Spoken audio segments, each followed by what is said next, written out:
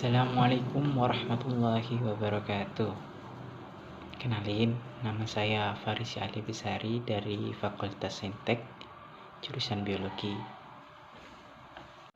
Pada kesempatan yang baik ini, marilah kita panjatkan puja dan puji syukur atas kehadiran Allah yang Subhanahu wa Ta'ala, yang mana telah memberikan kita nikmat serta hidayah dan berkah, sehingga kita bisa bertatap muka pada acara yang saya lakukan kali ini.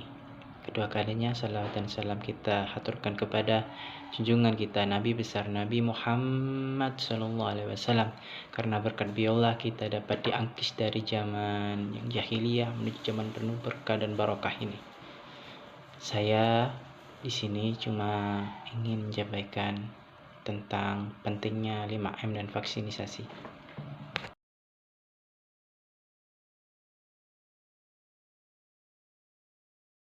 Apakah itu 5M? 5M adalah memakai masker, mencuci tangan, menjaga jarak, menjauhi kerumunan, dan mengurangi mobilitas.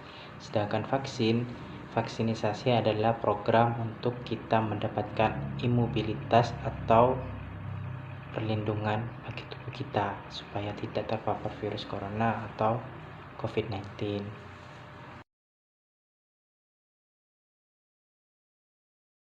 Yang pertama, mencuci tangan. Mencuci tangan adalah salah satu program yang sangat efektif untuk mencegah penularan virus corona. Nah, untuk hasil yang lebih maksimal, kamu dapat mencuci tangan setidaknya dalam waktu sehari selama 20 detik gitu.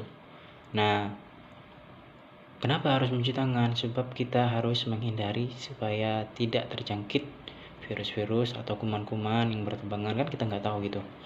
Nah, misalnya sebelum makan, sebelum memasak, sebelum masuk kamar mandi, setelah menggunakan kamar mandi gitu, setelah menutup hidung, batuk atau bersin. Nah, gitu.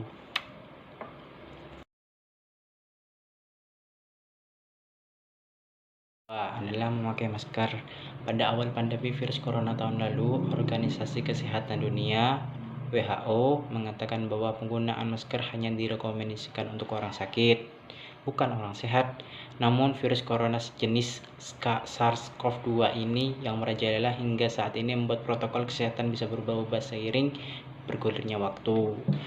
Nah, beberapa waktu yang lalu, kebijakan WHO di atas, WHO sering mengeluarkan himbauan agar semua orang yang baik, yang sehat, atau yang sakit agar selalu menggunakan masker saat beraktivitas di luar rumah. Kebijakan WHO ini dapat ditegaskan oleh Presiden Joko Widodo. Nah, seperti apa contohnya? Terdapat anggota keluarga yang sakit atau terinfeksi virus corona. Terdapat anggota keluarga yang berpotensi terkena virus corona karena aktivitas di luar rumah, merasa terjangkit atau mengalami gejala virus corona, ruang yang sempit, tidak bisa menjaga jarak minimal 2 meter. Nah, gitu. Yang ketiga adalah menjaga jarak. Protokol kesehatan lainnya yang harus dipatuhi adalah menjaga jarak. Protokol kesehatan ini dimuat dalam keputusan Menteri Kesehatan RI dalam protokol kesehatan bagi masyarakat di tempat dan fasilitas umum dalam rangka pencegahan COVID-19. Di sana disebutkan menjaga jarak minimal 1 meter dengan orang lain untuk menghindari terkena droplet dari orang yang berbicara, batuk, ataupun bersin, serta menghindari kerumunan, keramaian, dan berdesakan. Bila memungkinkan untuk melakukan jaga jarak, maka dapat dilakukan berbagai rekayasa administrasi teknik lainnya. Rekayasa administrasi dapat berupa pembatasan jumlah orang, pengaturan jadwal, dan sebagainya. Sedangkan rekayasa teknik antara lain dapat berubah pembuatan partisi, pengatur jalur masuk dan keluar, sebagainya.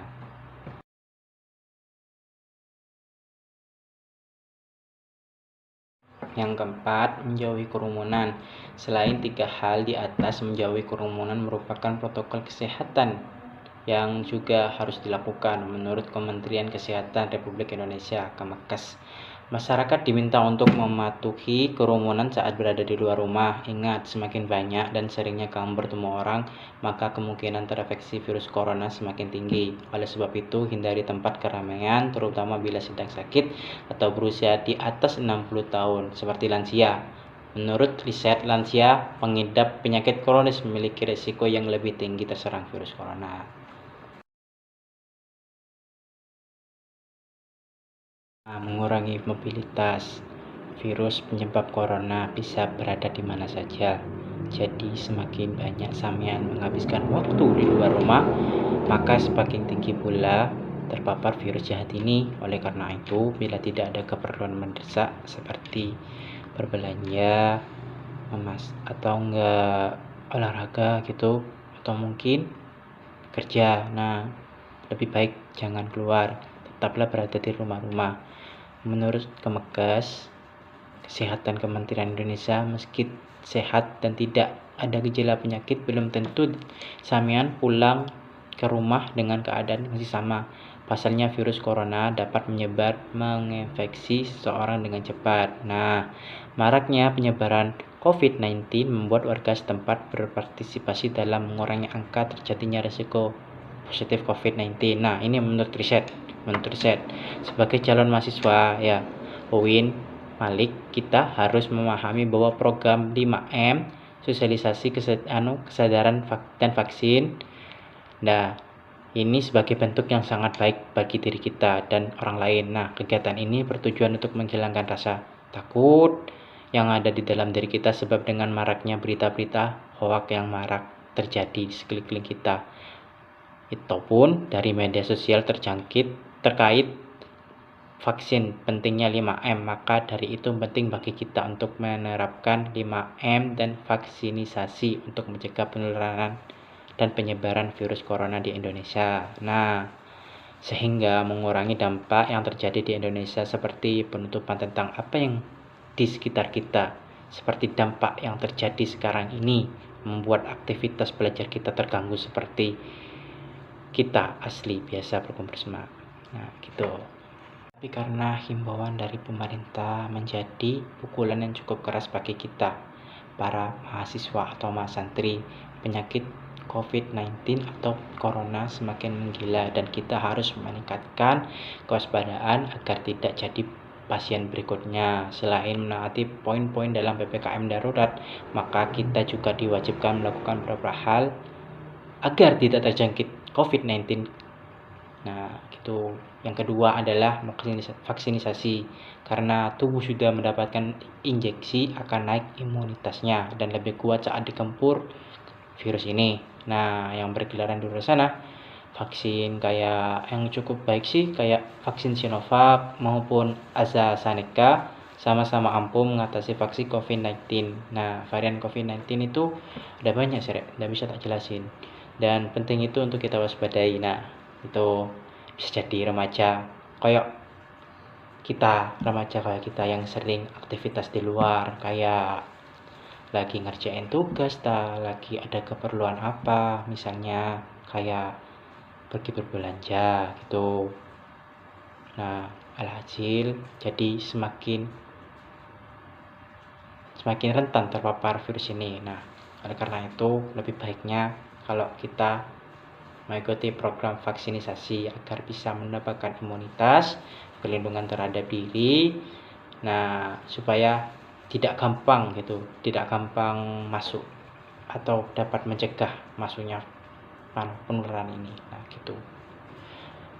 Nah, pada awal pemrograman vaksinisasi hanya WNI yang berusia di atas 18 tahun yang bisa mendapatkannya. Oleh karena itu mereka juga harus wajib menaati protokol kesehatan. Nah, gitu.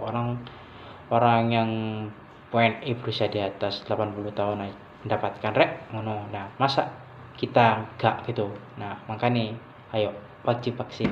Nah, kok kudu harus tetap mengikuti vaksin secara rutin, cek gak gampang terpapar ngono rek, cek imunnya kita kuat gitu. Nah, sedangkan kalau wis vaksin itu insya Allah dapat menahan dari varian COVID-19 ini, maka lebih baik rek ayo vaksin ngono, ngikuti protokol kesehatan ngono, ngikuti alur vaksinnya ngono, cok sampai vaksin 1 kali itu harus wajib 2 kali ya rek. Oke, semangat rek. Sekian toko aku. Sekian dari saya, Faris Ali Besari. Mohon maaf. Wabila wal taufiq wal hidayah. Wassalamualaikum warahmatullahi wabarakatuh.